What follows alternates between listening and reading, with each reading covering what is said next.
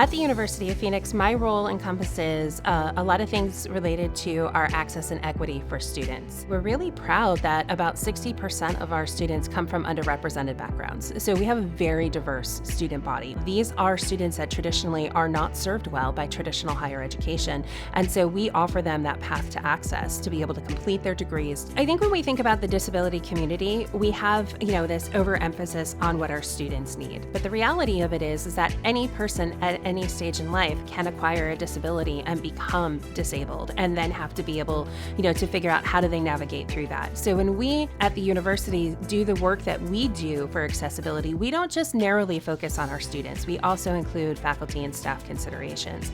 And so what does that mean? That means that when we're talking with potential vendor partners and we're assessing the viability of a tool that we might want to integrate, we're not just asking about the student interface, we're also asking about the faculty and the staff interface and what happens on the back end. When we look at our vendor partners and the way that we work with our students and trying to meet their educational goals, obviously retention is a really important component of that. Working with an accessibility first LMS provider or vendor, it allows us to know that we are both on the same page, and it takes some of the initial barriers for participation out of the equation. And our students, when they're accommodated, we're seeing anywhere on average from a 10 to a 12% jump in retention. I've spent my career being an ally and an advocate, for students with disabilities as well as digital accessibility.